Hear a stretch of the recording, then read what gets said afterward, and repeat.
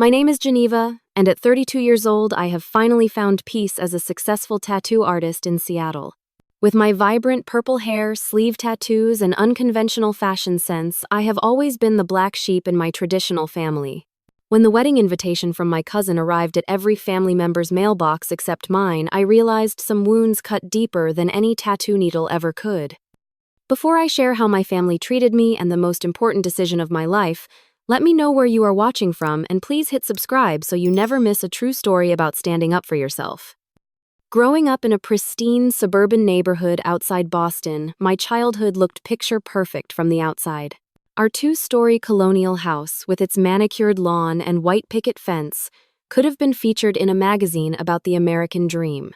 My father, Richard, worked as a corporate attorney at a prestigious firm, while my mother, Diana, maintained her role as the perfect homemaker. My two older brothers, Thomas and William, followed closely in our father's footsteps with their neatly combed hair-pressed khakis and ambitions to enter respectable professions. Then there was me, Geneva, the unexpected addition to the family and the only girl. From the moment I could express preferences, it became clear I was different. While my family dressed in neutral tones and conservative styles, I gravitated toward bright colors and creative patterns. My mother would lay out a sensible navy blue dress for Sunday church, only to find me in my room adding colorful ribbons or attempting to sew on sequins I had secretly collected. "Geneva, why can you not just wear what I picked out for you?" my mother would sigh, her face a mixture of confusion and frustration. "Everyone else manages to look appropriate. What will people think of us?" That question became the soundtrack of my childhood. What will people think? In second grade, when asked what I wanted to be when I grew up, I proudly announced I would be an artist. The teacher smiled, but later, at the parent-teacher conference, I overheard her telling my parents that perhaps they should guide me toward more practical aspirations. My father nodded seriously, as though they were discussing a serious medical condition rather than a 7-year-old's dream. The divide became more apparent during summer breaks. While Thomas and William attended sports camps and academic programs, I begged to go to art camp. After much debate and my mother's tearful intervention, my father reluctantly agreed on the condition that I also attend math tutoring 3 times a week. "Drawing pictures will not get you into Harvard, Geneva," he lectured me the night before my first day at art camp. "You need to focus on things that matter." But to me, art mattered more than anything. I found joy in creating and seeing the world differently than my family did. I spent hours in my room drawing elaborate fantasy worlds, painting on any surface I could find, and fashioning jewelry from random objects around the house. My mother alternated between reluctant admiration of my creativity and obvious dismay at my unconventional interests. My brothers mostly ignored my artistic pursuits except when they could use them as ammunition for teasing. "Hey, Space Cadet," Thomas would call when he found me lost in sketching. Earth to Weirdo William would chime in, snapping his fingers in front of my face to break my concentration.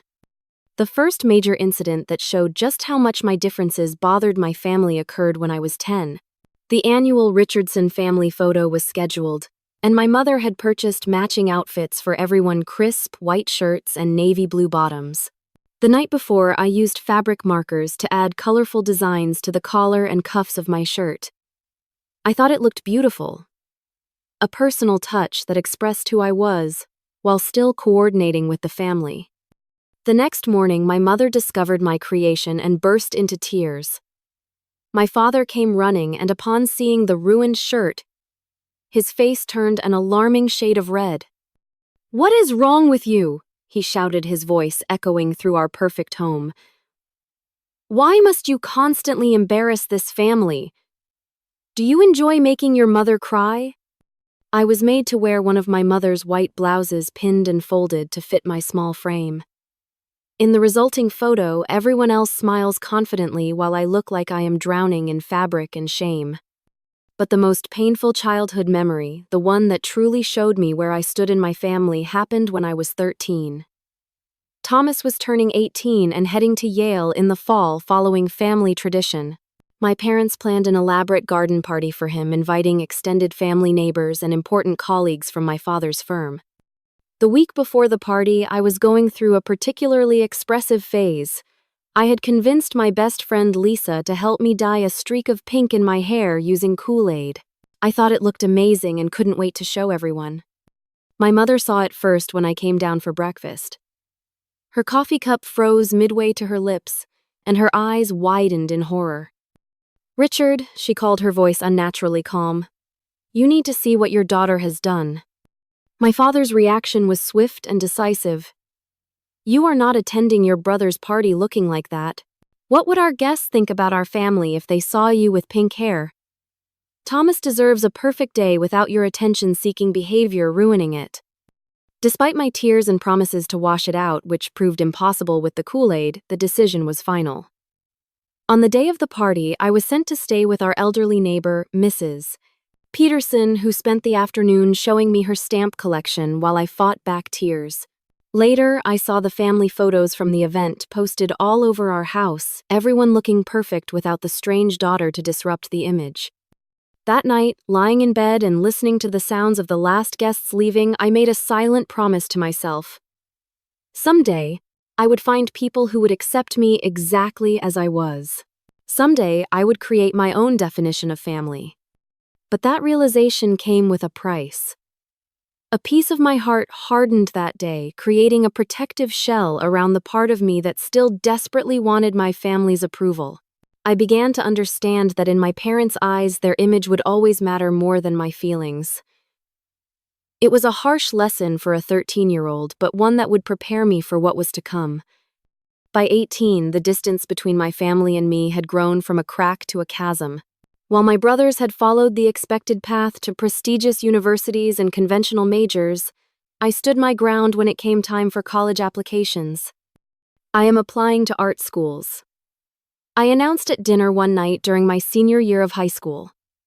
The clatter of silverware against plates fell silent as 3 pairs of eyes stared at me in disbelief. "You most certainly are not," my father responded, his tone leaving no room for discussion. "You will apply to Boston University like we discussed. Their business program is excellent, and you can minor in art if you must." I had anticipated this reaction and came prepared. I have already submitted applications to 5 art schools. I paid the fees with money I earned from selling my paintings online. The explosion that followed was nuclear. My father slammed his fist on the table, causing the water glasses to jump. My mother burst into tears, a response I had come to expect whenever I failed to meet their expectations. Thomas, home from Yale for the weekend, shook his head in disapproval, while William stared intently at his plate, avoiding the conflict altogether. "We will not pay a penny for this nonsense," my father declared. "If you insist on throwing away your future on some artistic fantasy, you will do it without our support." To their shock, I nodded calmly. "I have applied for scholarships, and I have been saving money for 3 years." What I did not tell them was that my art teacher, Mrs. Hernandez, had been helping me prepare a portfolio since sophomore year, recognizing a talent my family refused to see. 3 months later, when my acceptance letter from the Seattle Art Institute arrived with a substantial scholarship offer, I made my choice. My parents made one last attempt to change my mind, alternating between guilt trips and thinly veiled threats about my future security. "Artists starve, Geneva," my mother pleaded. "Is that what you want for yourself, to struggle for the rest of your life?" "I would rather struggle doing something I love than succeed at something that makes me miserable," I replied, surprising myself with my conviction. The day I left for Seattle was filled with strained goodbyes and my mother's tearful warnings. My father drove me to the airport in silence, offering only a stiff hug and a curt "call your mother when you land" before turning away. Seattle was everything Boston was not. Vibrant, expressive, embracing of differences rather than condemning them. For the first time in my life, I found myself surrounded by people who did not question my colorful clothing or artistic aspirations. My roommate Zoe, a photography major with a septum piercing and a shock of blue hair, became my first true friend in this new world. "Your family sounds like robots," she commented after I shared stories of home. "No offense, but do they even have personalities under all that propriety?" I laughed, but her words struck a chord. Had I ever seen my parents or brothers truly express joy, passion, or uninhibited emotion, they existed within such narrow parameters of acceptable behavior that I wondered if they even knew who they were beneath the expectations. In my second year of art school, I discovered tattoo art. What began as an appreciation for the art form evolved into an apprenticeship at a local studio. The day I got my first tattoo, a small bird breaking free from a cage on my wrist, I felt a sense of reclaiming my body and identity. Each subsequent tattoo became another declaration of independence. My rare video calls with family became increasingly uncomfortable. My mother would gasp at each new visible tattoo or hair color change. My father would lecture about professionalism, and my brothers would exchange knowing glances that said, "She is still being difficult." "You will never get a real job looking like that," my father warned during one particularly tense call after I had added a full sleeve of botanical illustrations to my left arm. "I already have a real job," I countered. "The studio hired me full-time. I have health insurance and a 401 Kelvin. Drawing on people is not a career," he scoffed. "It is a phase, and one you will regret when you grow up and want to be taken seriously." Visits home grew fewer and farther between. Each return to Boston felt like stepping back in time, where I was expected to shrink myself to fit into the box labeled Richardson family member. I would pack long-sleeved shirts despite the summer heat, remove facial piercings, and dye my hair a more natural color, all in a futile attempt to keep the peace. During one Christmas visit when I was 22, my mother cornered me in the kitchen while I was helping with dinner preparations.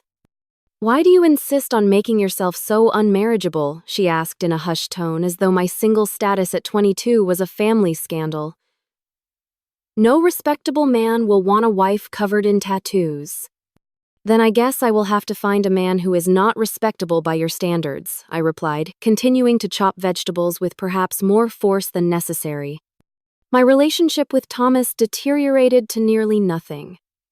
As the golden child who had followed the path exactly as laid out for him, he seemed to take my divergence as a personal affront. He worked at our father's law firm, now lived in a Boston suburb eerily similar to the one we grew up in, and was engaged to Catherine, a woman who could have been custom ordered from a catalog titled Appropriate Spouses for Successful Attorneys. William, my middle brother, maintained a somewhat neutral stance. While clearly committed to the family, approved lifestyle, working as a financial analyst and dating a series of suitable women, he occasionally showed moments of genuine interest in my life. "Your Instagram posts are actually pretty cool," he admitted during one visit when we found ourselves alone in the family room. "That tattoo you did of the Japanese wave was impressive." It was not much, but in the desert of family approval, even this small acknowledgement felt like a rainstorm. Still, these moments were rare, and with each passing year, I felt myself becoming more of a stranger to the people who shared my DNA. Seattle became my true home. I built a community of friends who celebrated rather than tolerated my differences. My career as a tattoo artist flourished as I developed a distinctive style that attracted clients from across the Pacific Northwest. I dated people who saw my appearance as an expression of my creativity rather than a character flaw. Yet, despite the fulfilling life, I was building a small part of me still ached for acceptance from the people who had known me first. Every achievement, every moment of happiness, was tinged with the knowledge that those who should have been proudest would instead view my success as something to hide from their country club friends. I was building a life they could never understand, and the realization was both liberating and profoundly sad. The first wedding invitation arrived when I was 24. Thomas was marrying Catherine, and the thick cream envelope with gold embossing screamed traditional elegance. Inside, beneath the formal invitation, was a handwritten note from my mother. "Geneva, we are so looking forward to having the whole family together for this special occasion. I have taken the liberty of reserving you an appointment at my salon for the day before. They can help you with a nice natural hair color. Also, Catherine has requested that all female guests wear dresses in pastel colors. Long sleeves would be best for you, dear, given your situation. We want the focus to be on the bride and groom, not on distracting elements." My situation. As if my tattoos were a medical condition to be discreetly covered rather than art, I had chosen for my body. I called my mother that evening, trying to keep my voice level. "Mom, I understand this is an important day for Thomas, and I want to be respectful. I can wear a dress with longer sleeves, but I am not changing my hair color." The silence on the other end of the line stretched until I checked to see if the call had dropped. "Your brother and Catherine have been very specific about the aesthetic they want for their wedding," she finally replied. "Everyone is making an effort to comply with their wishes. It would be selfish of you to prioritize your personal expression over their special day." The guilt trip was familiar territory, but the implication stung nonetheless. Being myself was apparently an act of selfishness that would ruin my brother's wedding. After days of internal debate and several tearful conversations with my Seattle friends, I decided to compromise. I purchased an elegant lavender dress with 3/4 sleeves that covered most of my tattoos, bought temporary makeup specifically designed to cover the visible ones on my lower arms, and while I did not dye my hair back to brown as requested, I styled it in a more subdued way. The weekend of the wedding, I flew to Boston with a knot of anxiety in my stomach. The rehearsal dinner set the tone for what was to come. I was seated at a table with distant cousins and Catherine's former college roommate's parents rather than with immediate family. My mother introduced me to various guests with qualifiers. "This is our daughter Geneva. She is visiting from Seattle," carefully avoiding any mention of my profession or life. The wedding day itself was a masterclass in subtle exclusion. When family photos were being taken, I was included in only the largest group shots. For the more intimate family portraits, the photographer mysteriously needed to change lenses or adjust lighting whenever it would have been my turn. During the reception, I overheard Catherine's mother speaking to another guest. "Yes, that is Richard and Diana's daughter. Such a shame what she has done to herself. They try not to talk about her much." I spent most of the reception nursing a glass of champagne in a corner, watching my family play their parts in this performance of perfect conventional happiness. Not once did Thomas seek me out to thank me for coming or to introduce me to his new wife's family. My father danced with the bride, my mother cried appropriate tears, and William delivered a best man's speech full of inside jokes and references to the proper upbringing they had shared. I left early, slipping away without goodbyes. No one noticed. 3 months later, my cousin Jennifer, who had been my closest childhood friend, got engaged. We had spent countless summers together as children, sharing secrets and dreams. Before my move to Seattle, we had promised to be in each other's weddings someday.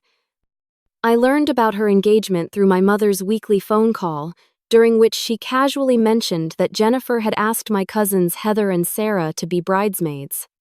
"What about me?" I asked, a childish hope rising despite years of evidence that should have quashed it. "Oh, Geneva," my mother sighed. "You know how traditional Uncle Robert and Aunt Nancy are. Jennifer is having a church wedding and they have certain expectations for the bridal party. I am sure you understand." I did understand. I understood perfectly. The invitation, when it arrived, specified that I could bring a +1, but please discuss appropriate attire with your mother beforehand. I declined the invitation, sending an expensive item from the registry with a heartfelt note congratulating Jennifer. She never responded. The pattern continued. Family weddings became exercises in exclusion, each invitation more conditional than the last. For my cousin Mark's wedding, I was invited to the ceremony but not the reception. For my aunt's second marriage, the invitation arrived a mere week before the event, clearly an afterthought. Then came William's engagement to Elizabeth, a pediatrician from a family remarkably similar to ours. I learned about it through social media rather than from my brother directly. When I called to congratulate him, his response was lukewarm at best. "Thanks, Geneva. Listen about the wedding. We are keeping it small and intimate." Of course, I replied already, knowing what was coming. "Just family and close friends." "Right," he said, relief evident in his voice. "And Elizabeth's family is very traditional.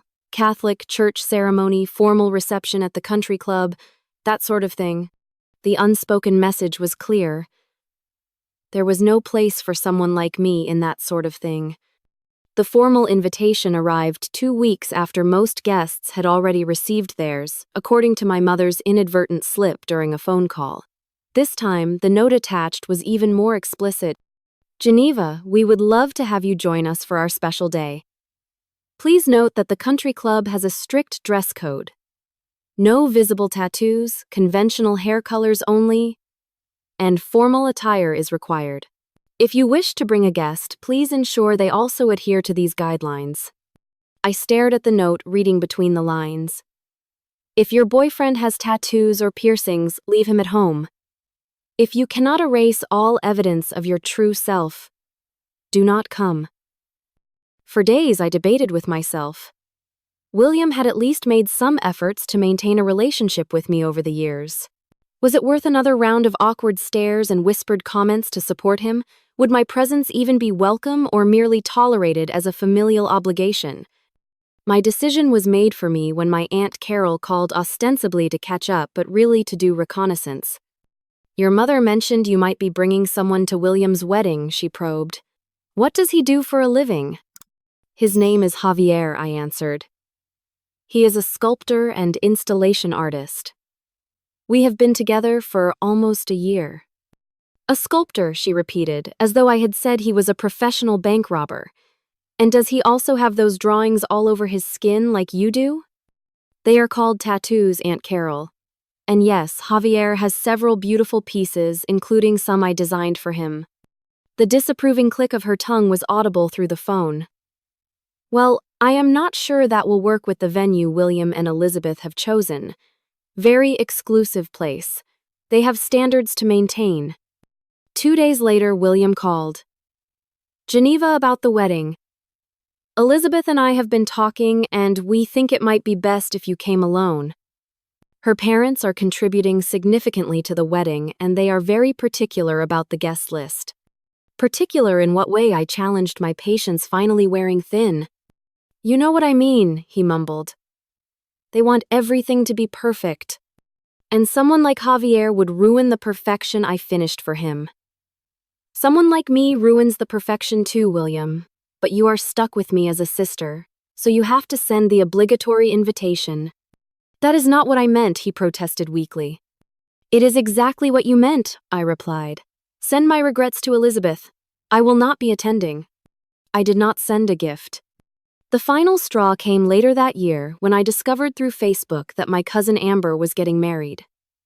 We had never been particularly close, but every other family member had received invitations months ago. My mother, when confronted, admitted the truth. Amber admires you, Geneva. She always has. Her parents were concerned that if you attended, you might influence her younger sister Lily. She is at an impressionable age, you see, and has already been asking about getting a tattoo. They just think it would be better if certain influences were kept away right now. I was 30 years old, a successful business owner, a homeowner in a stable relationship, and yet in my family's eyes, I was a corrupting influence to be kept away from impressionable teenagers. Something inside me broke that day, the last thread of hope that someday they might see me as I truly was instead of as the disappointment I represented to them. I understand completely, I told my mother, my voice oddly calm. Please let everyone know they do not need to worry about sending me invitations to future family events. I will not be attending. Geneva, do not be dramatic, she scolded. Family is family. Is it? I asked. Because from where I stand, family are the people who love you without conditions. Who celebrate your happiness instead of being embarrassed by it. I have not had that kind of family since I was born. I hung up and blocked every family member's number from my phone. The time for compromise was over. With the weight of family expectations finally cast aside, I threw myself fully into building a life that brought me joy. My reputation as a tattoo artist continued to grow, and at 29, I had saved enough to become a partner at Ink Alchemy, one of Seattle's most prestigious studios. My work was featured in tattoo magazines, and clients sometimes waited months for appointments. My circle of friends expanded, a chosen family of creative, accepting people who celebrated each other's differences rather than trying to sand them down to uniformity. We gathered for holidays, birthdays, and random Tuesday nights, creating our own traditions unburdened by judgment or pretense. Zoe, my college roommate turned best friend, had opened a photography studio specializing in portraits that celebrated unconventional beauty. Normal is boring was her business motto, and her waiting list was months long.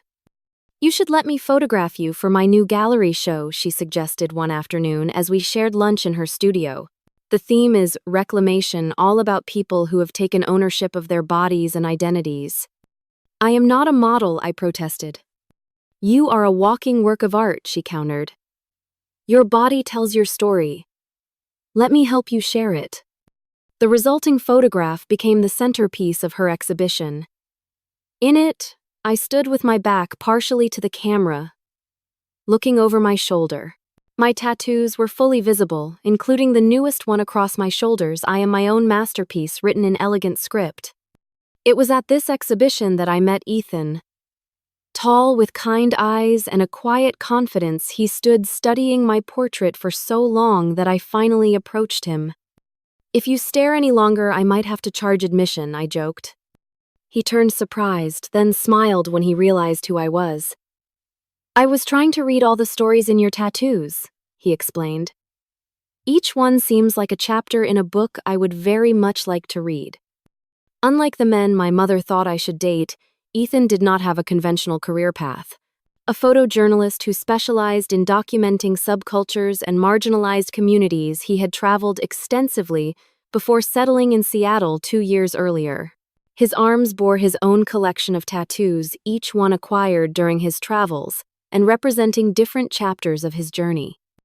Our first date lasted 6 hours, beginning with coffee and ending with stargazing from Cary Park overlooking the Seattle skyline. He listened more than he spoke, asked questions that showed genuine interest rather than judgment. And when he finally kissed me goodnight, it felt like coming home to a place I had never been before. My parents would have a heart attack if they could see us now, I said one evening, 3 months into our relationship. We were sprawled on his apartment floor, surrounded by takeout containers and art supplies, working on a collaborative piece for a charity auction. Because we are eating pad thai on the floor like heathens, he asked with a grin. Because you have tattoos and a beard and live in an apartment filled with strange artifacts from around the world instead of Pottery Barn furniture, I explained. And because I am happier with you than I ever was trying to be what they wanted. He set down his paintbrush and looked at me seriously. Tell me about them. Your family. You always deflect when they come up. For the first time, I shared the full story of my childhood and the years of exclusion and conditional acceptance. Ethan listened without interrupting his expression, growing increasingly troubled. They never deserved you, he said when I finished. Families are supposed to protect your flame, not try to extinguish it. Is that what yours did? I asked, realizing I knew little about his background. His laugh held no humor. My father left when I was 4. My mother worked 3 jobs to keep us afloat. She died when I was in college, lung cancer from years of smoking to cope with stress. But she came to every art show, proudly told her coworkers about my photography, and when I got my first tattoo at 18, she asked for a temporary version so she could match me for a day. Tears filled my eyes at the thought of such unconditional love. She sounds amazing. She would have adored you, he said simply. She believed that the people who mind do not matter, and the people who matter do not mind.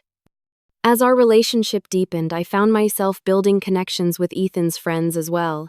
His circle included documentary, filmmakers, musicians, community activists, and other photographers, all of whom welcomed me with genuine warmth. Sunday dinners at his friend Miguel's restaurant became a weekly tradition. The large table filled with laughter, passionate debates, and people who saw each other clearly. For my 31st birthday, Ethan organized a surprise party at our favorite rooftop bar. Surrounded by friends who had become family with the Seattle skyline glittering below us, I felt a contentment I had never known in the sterile perfection of my childhood home.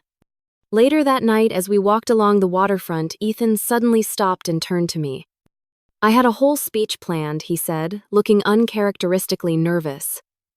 About how you deserve someone who loves every colorful, creative inch of you. About how I want to build a life where we both get to be exactly who we are. My heart began racing as he reached into his pocket and pulled out a small wooden box. But looking at you now under these stars, all I can think to say is that I love you, Geneva Richardson. I love your strength, your creativity, your compassion, and your courage to be yourself no matter what. Will you marry me? He opened the box to reveal a ring unlike any I had seen before.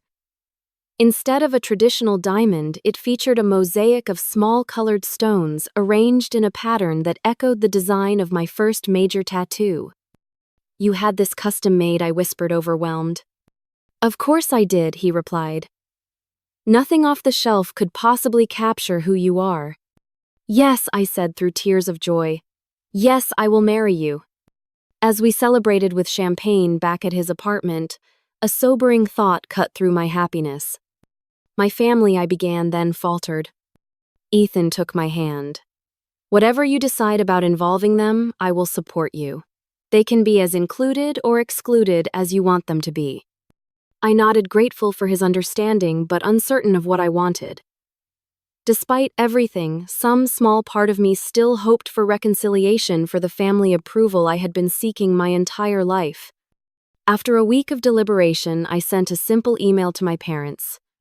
I wanted to let you know that I am engaged to be married to Ethan Walker, a photojournalist I have been dating for the past year. We have not set a date yet, but will likely have a small ceremony in Seattle next spring. I hope you can be happy for me, Geneva. The response, when it came 3 days later, was exactly what I should have expected, but still managed to disappoint. Congratulations on your engagement. Your father and I would very much like to meet Ethan before the wedding. Perhaps you could both visit Boston during the holidays so we can get to know him. Love, Mom. No excitement. No questions about the proposal or the ring or our plans. Just the clear implication that Ethan needed to be vetted and approved before they could properly acknowledge our engagement.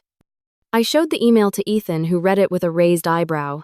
Translation: we need to inspect this man to see if he can still be molded into something we find acceptable. That is exactly what it means, I agreed, a weight settling in my chest. They will hate your tattoos, question your career, and probably ask about your investment portfolio within the first 10 minutes. Let them, he said, pulling me close. Their approval is not required for our happiness. In that moment, I made a decision that would change everything. I was done trying to contort myself into shapes that would please people who had never tried to understand me. Done seeking approval from those who saw my differences as flaws rather than features. If my family could not celebrate who I truly was on the most important day of my life, they did not deserve to be present for it. I do not want them at our wedding, I said quietly. Any of them. Ethan studied my face carefully. Are you sure this is not a decision to make in anger? I am not angry, I realized with surprise. I am just finally accepting the truth I have known for years. They do not want me. They want the daughter they think I should have been. He nodded slowly. Then we will create a wedding filled only with people who love us exactly as we are. That night, I slept more peacefully than I had in years. The burden of seeking family approval finally lifted from my shoulders. The decision to exclude my family from our wedding brought an unexpected sense of freedom. Without the pressure to create an event that would meet their standards of propriety, Ethan and I were free to design a celebration that truly reflected who we were as individuals and as a couple. We rented an industrial art space in downtown Seattle, a former warehouse with exposed brick walls, soaring ceilings, and massive windows overlooking Elliott Bay. Instead of traditional floral arrangements, we commissioned local artists, many of them friends, to create installations throughout the space. Our save the dates were handmade letterpress cards, featuring an illustration Ethan and I had designed together. As I compiled our guest list, the absence of family names was both liberating and painful. No parents, no brothers, no aunts or uncles or cousins, just friends who had shown up for us consistently, who had created space for us to be our authentic selves. Are you sure about this? Zoe asked when I showed her the final list. Not even William, he seemed less judgmental than the rest. If I invite one, I have to invite them all, I explained. and I cannot spend my wedding day worrying about disapproving looks or underhanded comments about my dress or our vows or anything else. I had chosen a wedding dress that would have given my mother palpitations of vintage-inspired cream silk with an open back that displayed the intricate botanical tattoos covering my spine.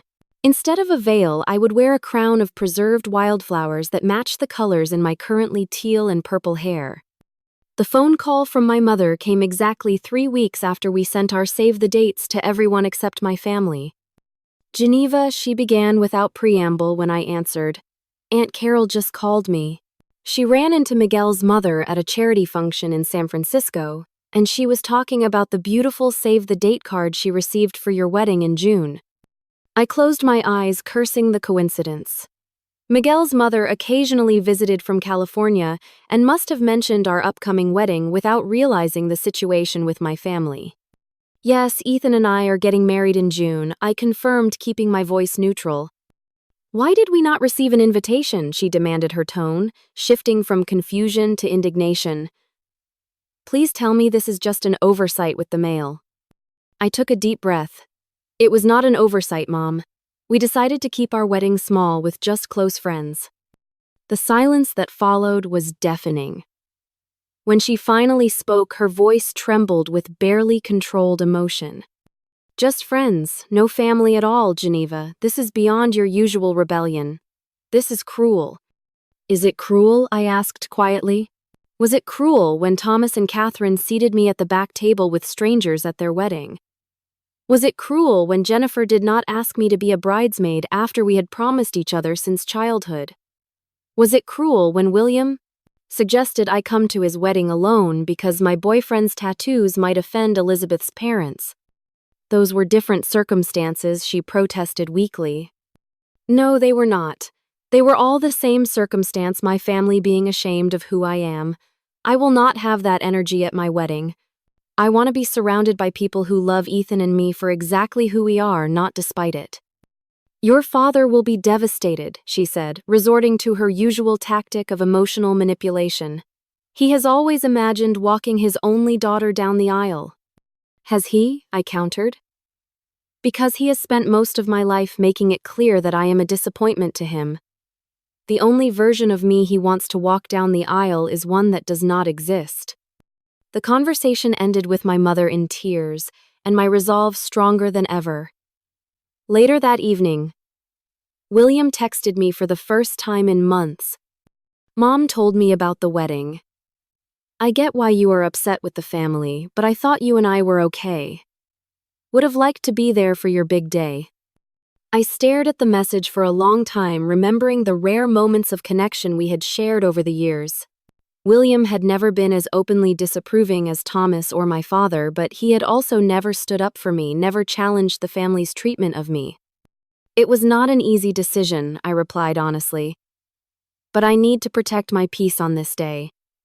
No divided loyalties, no walking on eggshells, no worrying about who might say what. I hope you can understand." His response was brief but surprisingly thoughtful. "I do not agree, but I respect that it is your choice to make. I hope your day is everything you want it to be." As word spread through the family grapevine, the pressure mounted.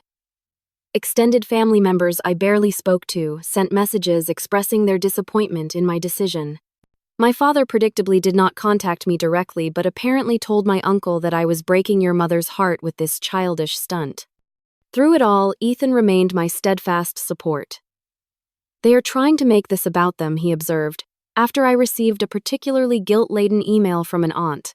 "But this day is about us and the life we are choosing to build together."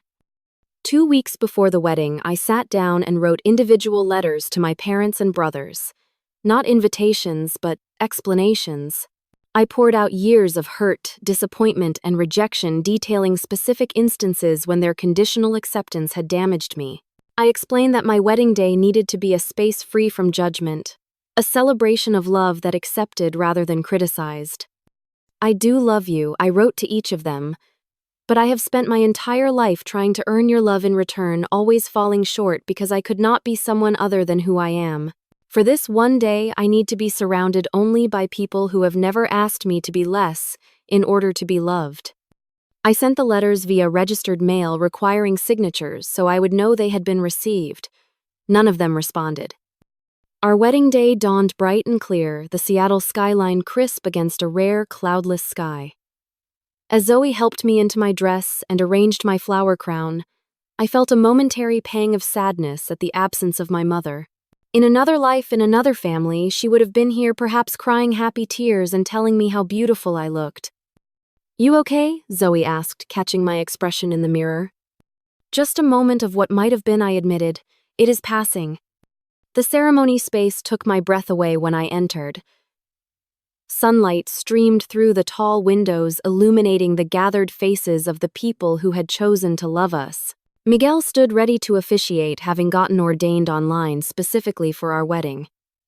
Ethan waited at the front, his smile so full of love that any lingering sadness evaporated.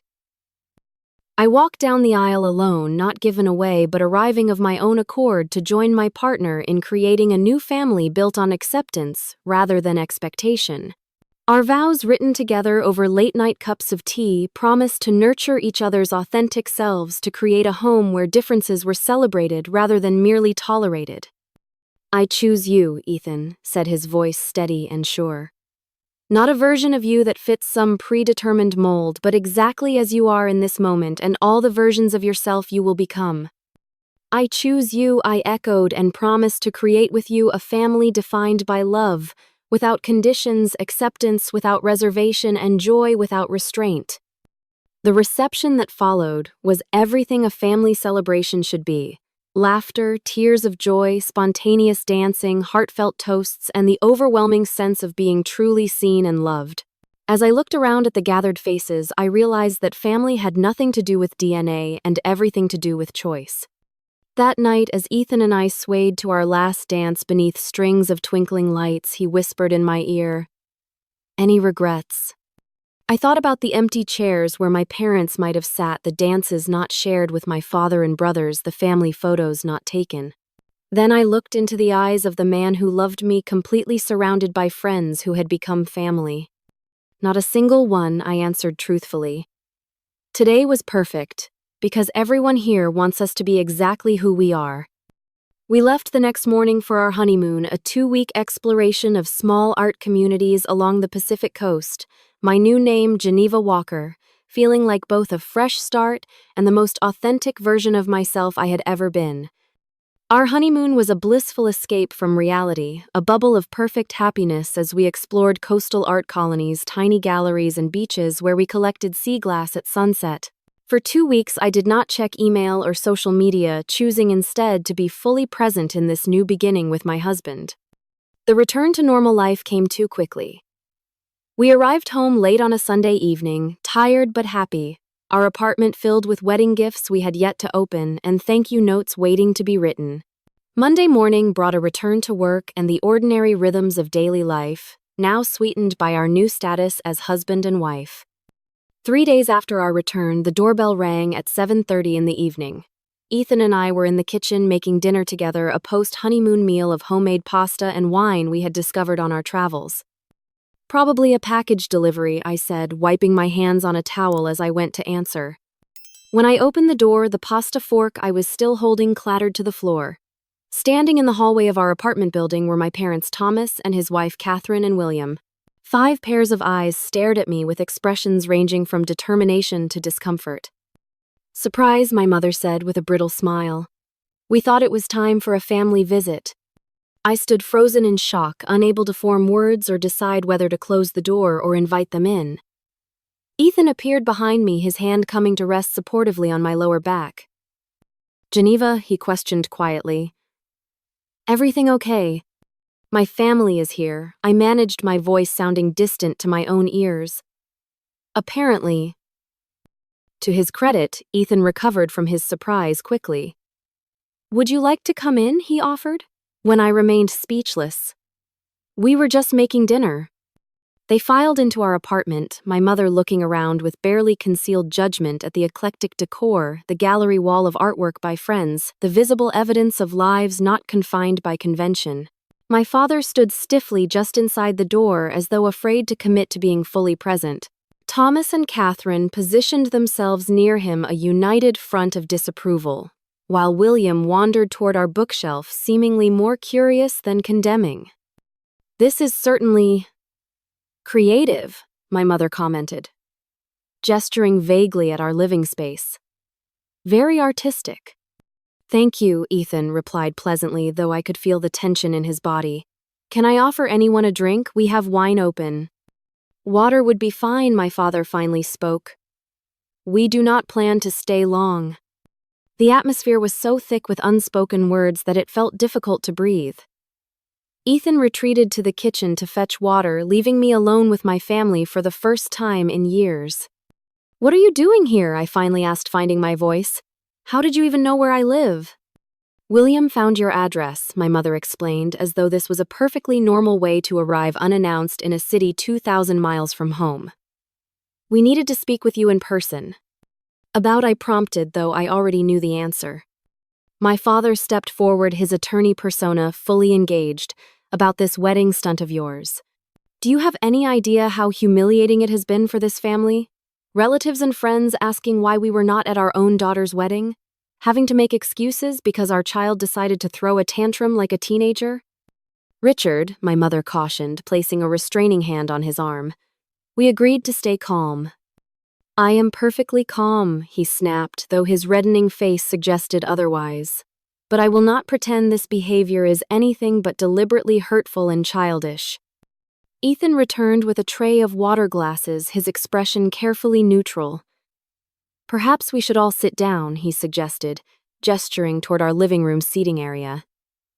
No one moved. "You did not even give us a chance," my mother said, her voice breaking. "To not have my only daughter want me at her wedding. Do you know how that feels, Geneva? After everything we have done for you." "After everything you have done to me," I corrected quietly. "And yes, I do know exactly how it feels to be excluded from important family events. I have known that feeling my entire adult life." "That is completely different," Thomas interjected.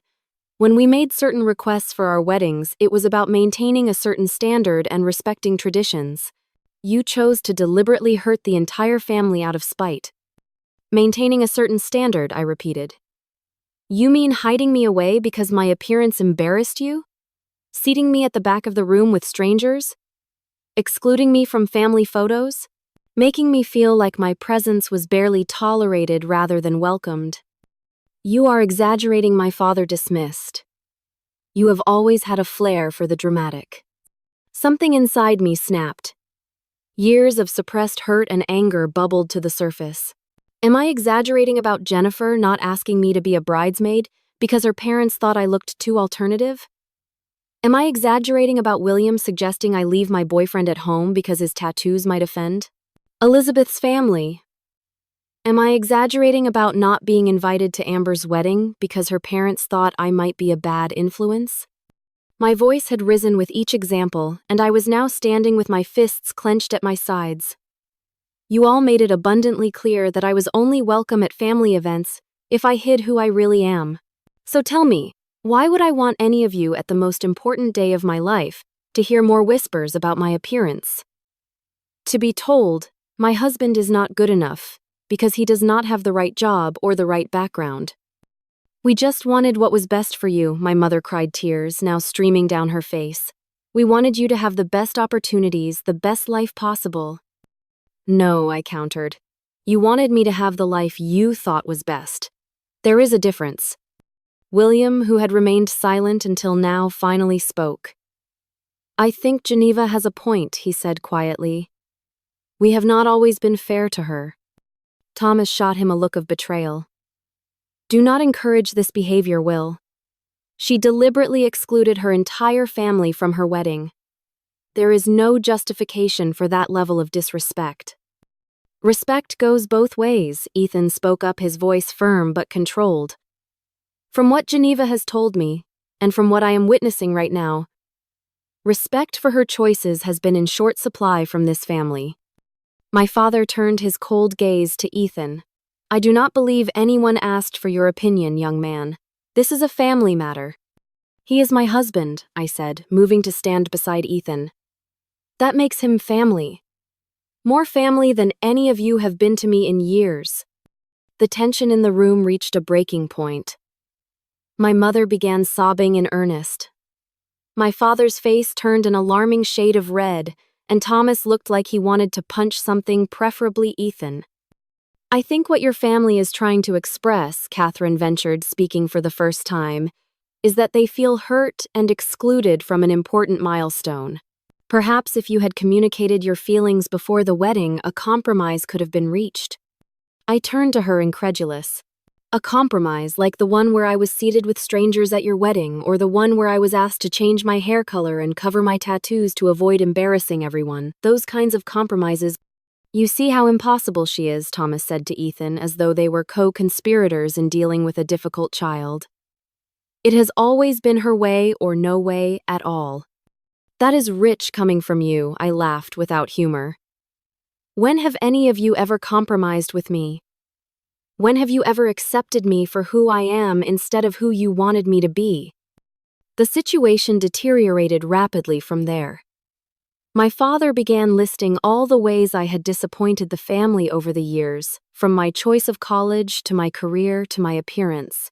My mother alternated between tears and pleas for reconciliation on their terms. Thomas continued to portray me as selfish and ungrateful. Through it all, Ethan remained steadfastly by my side, his hand in mine, a physical reminder that I was no longer alone against them. The climax came when my mother, in a moment of raw honesty perhaps brought on by frustration, blurted out, "Do you have any idea how embarrassing it is to have a daughter who looks like you do? To have to explain to our friends why our only daughter has tattoos and odd-colored hair and dresses like she is in a circus. We have always been ashamed to introduce you to anyone in our social circle." The room went silent. The admission hung in the air. The truth finally spoken aloud after years of being carefully dressed in more acceptable language. I felt strangely calm in the face of this confirmation of what I had always known. "Thank you for your honesty, Mom. At least now we all know exactly where we stand." "Diana, for God's sake," my father hissed, but the damage was done. "I think it is time for you all to leave," Ethan said, his voice gentle but leaving no room for argument. Geneva and I were in the middle of dinner, and this conversation is clearly not productive for anyone. "We are not finished," my father insisted. "We came here for an apology and an explanation." "And you got an explanation," I replied. "As for an apology, I am sorry that you feel entitled to dictate how I live my life and who I include in it. I am sorry that you cannot see that your conditional love has been the problem all along. But mostly, I am sorry that you never took the time to know who I really am, because you might have actually liked that person if you had given her a chance." I moved toward the door and opened it, a clear invitation for them to exit. "I do not need your approval anymore. I have built a life filled with people who love me without conditions, who celebrate my differences instead of being ashamed of them. I have a husband who has never once asked me to be less so that he could love me more. That is what family should be." My father's face hardened. "If this is your choice, do not expect anything from us in the future. No support, no inheritance, nothing." "I have never expected anything from you," I said truthfully, "and I have been taking care of myself for a long time now." They filed out one by one. My mother paused at the door, her hand reaching toward me before dropping back to her side. "This is not what I wanted," she whispered. "I know," I replied, "but this is what you created." The door closed behind them, and the apartment suddenly felt too quiet, as though all the oxygen had been sucked out with their departure. My legs gave way and I sank to the floor, the full impact of what had just happened hitting me all at once. Ethan knelt beside me, gathering me into his arms as the tears finally came, great heaving sobs that seemed to emerge from the deepest part of me. He held me without speaking, just a steady presence as I released years of pain and disappointment. Later that night, wrapped in a blanket on our couch with a cup of tea Ethan had made, I received a text from William. "I am sorry about tonight. They should not have ambushed you like that. For what it is worth, your wedding photos on Instagram looked beautiful. You looked happy." It was a small olive branch, but in that moment it meant everything. "What do we do now?" I asked Ethan as he sat beside me, his arm around my shoulders. "We continue building our life," he answered simply, "on our terms with our chosen family. And we leave the door open just enough that if any of them ever truly wants to know you, the real you, they can find their way in." I nodded, resting my head against his shoulder. "I am not holding my breath." "Probably wise," he agreed. "But either way, you are not alone anymore. You have me and Zoe and Miguel and all the others who love the authentic Geneva Walker." For the first time since opening our door to find my family standing there, I smiled. That is more than enough. The months following the confrontation with my family were a time of processing and healing. The raw wound of their visit gradually scabbed over, though I knew the scar would always remain. Ethan suggested I consider therapy to help navigate the complex emotions surrounding my family relationships, and after some initial resistance, I agreed. Dr. Lewis, a compassionate woman with silver-streaked hair and a quiet wisdom about her, created a safe space for me to unpack 32 years of trying to earn conditional love. "What you experienced was a form of emotional neglect," she explained during one particularly difficult session. "Your parents failed to see and accept the authentic you, instead trying to mold you into their idealized version of a daughter. That creates a profound sense of invisibility." "I always felt like they would love me if only I could be different," I admitted. "Less colorful, less artistic, less me." And now she prompted. I considered the question carefully. Now I understand that the problem was never me. I could have erased every tattoo, dyed my hair brown, and worn nothing but beige for the rest of my life, and it still would not have been enough. Because the issue was never my appearance, it was my refusal to conform in all the ways that mattered to them. With Dr. Lewis's guidance, I began to establish healthier boundaries and expectations regarding my family. I unblocked their numbers, but set strict limits on when and how I would engage with them. Any conversation that veered into criticism or judgment would end immediately. It was not reconciliation, but it was a framework that protected my hard-won peace. William was the first to reach out in a meaningful way. 3 months after the confrontation, he asked if we could meet for coffee during a business trip to Seattle. Ethan offered to come with me, but I decided to go alone. We met at a small cafe near my studio, the awkwardness between us palpable as we exchanged stilted greetings. "You look well," he offered as we sat with our drinks. "The married life seems to agree with you." "It does," I confirmed. "Ethan is wonderful." "How are things with Elizabeth?" He nodded. "Good. She is pregnant, actually. Due in February." "Congratulations," I said sincerely. "You will be a great father, Will." He stared into his coffee for a long moment before meeting my eyes. "I have been thinking a lot about what kind of father I want to be. The kind who makes his child feel accepted and loved for exactly who they are, or the kind who has a predetermined idea of who they should become." The implication hung between us, a tacit acknowledgement of our parents' failures. "I am sorry, Geneva," he continued, his voice low and serious, "for not standing up for you more over the years. For going along with the family narrative that you were the problem, the difficult one. I knew it was wrong, but it was easier to comply than to challenge them." "Why are you telling me this now?" I asked, not ready to accept an apology that had taken decades to materialize. He sighed heavily. "Because I do not want my child to ever feel the way you were made to feel. And because seeing you at your apartment that night standing your ground with such dignity despite everyone attacking you, it made me realize how strong you have had to be. Stronger than any of us." It was not full reconciliation, but it was a start. We agreed to try building a relationship based on mutual respect, rather than shared DNA. William promised to visit Seattle again with Elizabeth to get to know Ethan properly and to make a genuine effort to understand my world instead of judging it. My relationship with the rest of my family remained strained.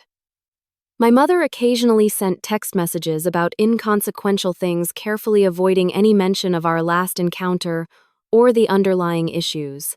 My father did not contact me directly at all, though I heard through William that he had suffered a minor heart attack which had perhaps softened some of his harder edges.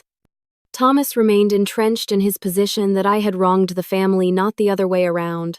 Through William, I learned that he and Catherine were raising their two young children in an environment eerily similar to our own childhood, complete with rigid expectations and an emphasis on appearances. As for extended family, most maintained a polite distance, though a few reached out after seeing photos of my wedding on social media, expressing admiration for the unique celebration and in some cases regret at having judged me so harshly over the years. Meanwhile, my career continued to flourish. 6 months after our wedding, I took the biggest professional risk of my life, opening my own tattoo studio called Authentic Ink. Unlike the masculine, sometimes intimidating atmosphere of many tattoo shops, I created a warm, inclusive space specifically designed to welcome clients who might feel out of place in traditional studios. Tattoos are about self-expression and reclaiming your body as your own, I explained in an interview with a local arts magazine. Everyone deserves to feel safe and respected in that process, especially people who have been made to feel they do not belong in conventional spaces. The studio quickly gained a reputation as a haven for first-time tattoo clients, members of the LGBTQ+ community, and people with body image struggles. I hired artists with diverse backgrounds and styles, creating an environment where differences were not merely tolerated but celebrated as strengths. Ethan's career as a photojournalist also took an exciting turn when he received a grant to document alternative communities across America, exploring how people find belonging outside traditional social structures. The project would require periodic travel, but we were secure enough in our relationship to weather the separations. I think my experiences with your family helped inspire this project, he admitted as we celebrated his grant approval. Seeing how much pain comes from trying to force people into narrow definitions of acceptability made me want to showcase the beauty of those who refuse to be confined. Our home life settled into a rhythm of creative chaos and deep contentment.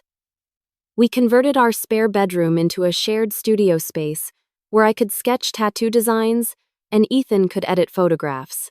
Sunday dinners with our chosen family remained sacred, the table always open to newcomers who needed community. The most surprising development came a year after our wedding, when Ethan and I began discussing adoption. The idea of creating a family where a child would be unconditionally loved and accepted for whoever they turned out to be felt like healing a wound that had been open for most of my life.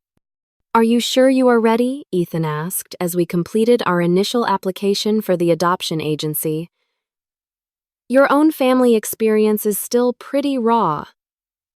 "That is exactly why I am ready," I explained. "I know precisely what a child needs because I know what I never received. Unconditional love is not that complicated, really. It just means saying, I see you, I hear you, and I love you exactly as you are." As we navigated the complex process of becoming approved adoptive parents, I found myself reflecting often on the nature of family and belonging. Dr. Lewis encouraged me to journal about these reflections, a practice that proved surprisingly cathartic. "Family is not about shared DNA," I wrote one evening. "It is about shared respect. It is about creating space for each person to grow into their authentic self without fear of rejection. It is about celebrating differences rather than merely tolerating them." The ultimate test of my healing process came unexpectedly 18 months after our wedding. An envelope arrived containing an invitation to my cousin Sarah's wedding addressed to both Ethan and me with no conditions or dress code stipulations attached. A handwritten note was enclosed. "Geneva, I always admired your courage to be yourself, even when I was too afraid to say so. Ethan seems wonderful from what William has told us. It would mean so much to have you both at my wedding exactly as you are. Love, Sarah." Ethan found me staring at the invitation, tears streaming down my face. "Bad news?" he asked, immediately concerned. "Actually, I think it might be good news," I replied, showing him the note. "The question is, do I want to go? Do I trust that this is genuine and not another opportunity to be judged?" We discussed it extensively that evening, weighing the potential for further hurt against the possibility of beginning to heal some family wounds. In the end, the decision came down to one simple truth. I was no longer the same person who had been so devastated by family rejection. I was stronger now, secure in my identity, and surrounded by genuine love. I think we should go, I finally decided. Not to seek approval or to make peace with the past, but to show up authentically in the present. To give Sarah the gift of our presence on her special day, without expecting anything in return. The wedding was still 3 months away as I wrote this final journal entry, but the decision itself felt like crossing an important threshold. I was choosing to engage with my family from a place of strength rather than need of confidence, rather than insecurity. Life had taught me the most valuable lesson: accepting myself was infinitely more important than being accepted by others. True love, whether from family, friends, or partners, never required shrinking or changing or apologizing for who you fundamentally were. And those who could not offer that kind of love were not owed a place in your life, no matter what titles or genetic connections they might claim. I closed my journal and looked around our apartment at the evidence of the beautiful life Ethan and I were building together. The framed wedding photos showing us surrounded by people whose eyes reflected genuine joy. The adoption paperwork spread across our dining table representing the family we hoped to create. The walls adorned with art created by friends who saw and celebrated our authentic selves. I have learned that self-acceptance is more important than external validation, I whispered to myself. And that real family are the people who love you for who you are, not for who they want you to become. Sometimes standing alone requires more courage than blending into the crowd. But only when you dare to be yourself do you find the people who truly belong in your life. Have you ever had to make a difficult choice between being true to yourself and pleasing your family? I would love to hear your stories in the comments below. If this resonated with you, please like and subscribe to hear more authentic stories about finding your own path. And if you know someone who might need to hear this message, share it with them.